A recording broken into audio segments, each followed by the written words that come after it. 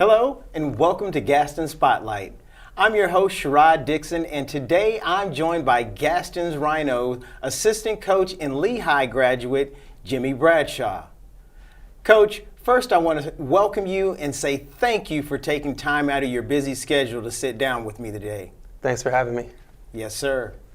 You picked up a basketball at quite an early age. Who would you credit for introducing you to the game of basketball?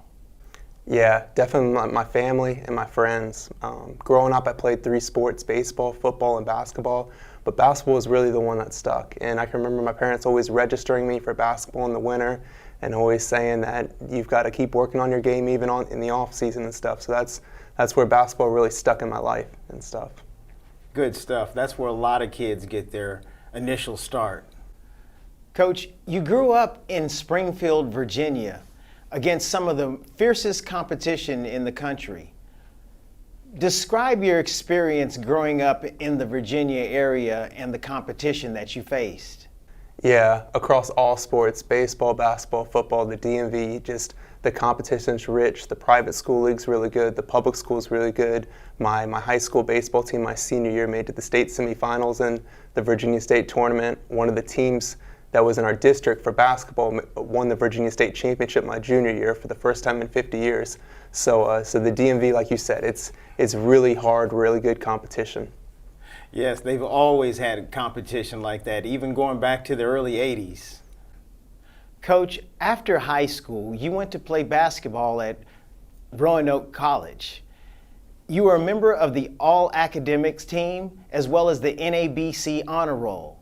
Can you explain to any athletes that may be watching currently, what's the importance of not only excelling in the classroom, but also on the basketball court? You know, that's a great question, Sherod, and this is an answer that everyone needs to hear. And a lot of times you grow up and you dream of being an NBA basketball player, you dream of being a Division I basketball player, but unfortunately, there's a limited amount of spots at the Division I level and stuff. And I thought I was going to be a Division I basketball player, but I fell to the Division III level.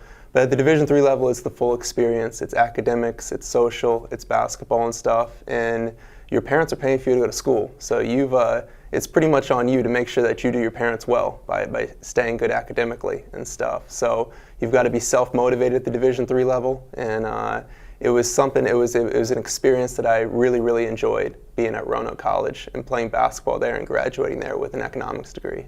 Well, kudos to you for that, because it had to take a lot of hard work.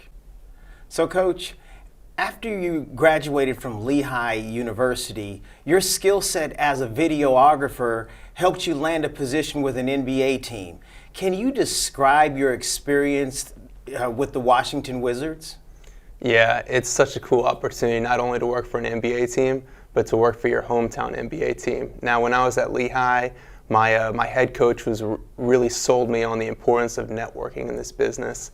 He had me reach out to every single NBA team, and not every single NBA team hit me right back, but the Wizards were one team where I was able to have initial conversations.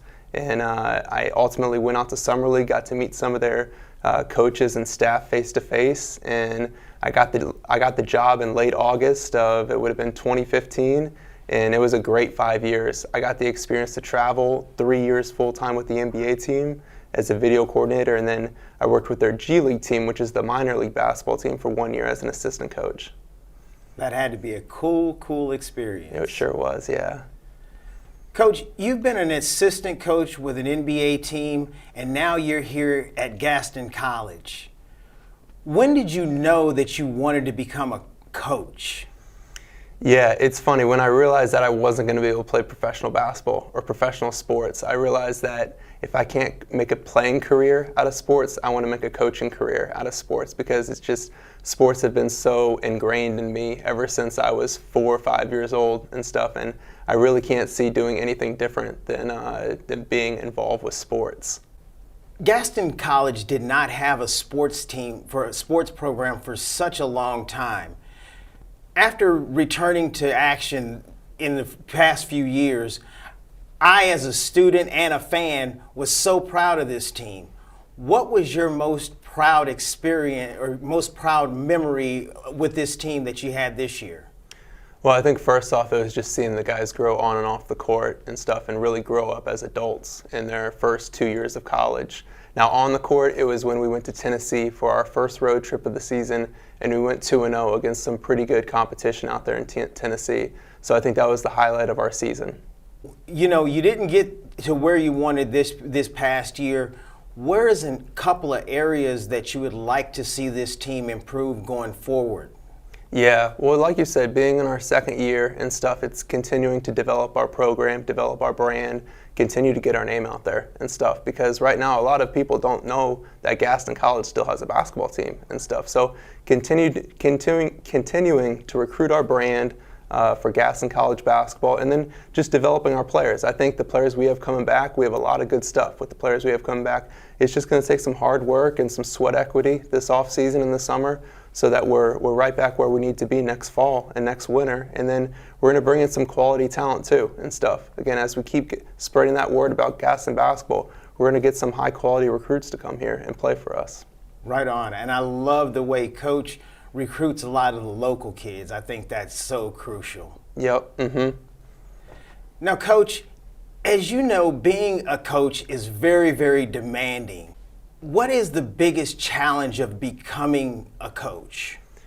Yeah, I think it's really the work-life balance that you have to sustain. I mean, there's a lot of social sacrifices you have to make and stuff. I mean, when you're in your early 20s, mid-20s, there's certainly a lot of opportunities that you want to go explore on the weekends and stuff potentially that you just don't have the time to, because basketball really, it is a full-time commitment both in the season and out of season. So I think it's just understanding that if you want to go into this coaching business, you got to really make it your lifestyle and stuff, and be willing to make some sacrifices so that you can be the best coach that you possibly can and stuff. I'm sure you've had to sacrifice quite a few weekends. Yep. Coach, you've actually worked for an NBA team before. Could you ever see yourself in the role of a head coach? Yeah, I mean, that's everybody's dream, to be an NBA head coach, or just to be a head coach at any level. And that's one of the reasons that I wanted to come here. I wanted to develop my voice, my coaching skill and stuff. So I think being a head coach at some level is my ultimate goal and stuff. But as the basketball business works, you just continue working hard, and good things are going to happen.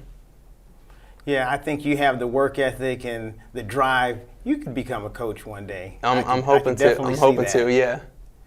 So, Coach, as our last question, like we were talking a little bit before off camera, today is a huge day in college basketball as March Madness begins. Who do you have as your Final Four, and who do you have winning it all? Yeah, so I can't exactly remember the entire bracket, but I do have Gonzaga against Alabama in my championship game, and I have Alabama winning the championship. I think Alabama's on a roll right now. We'll see. March Madness is full of upsets, which makes it so fun to watch, but I'm going to go with Alabama winning the championship. Well, Coach, great minds think alike. I actually have Gonzaga beating Alabama in the final, so we'll see. But good stuff, and thank you so much. Today we sat down with Gaston Rhino's assistant coach, Jimmy Bradshaw. I'm your host, Sherod Dixon, inviting you to tune in next week for another episode of Gaston Spotlight.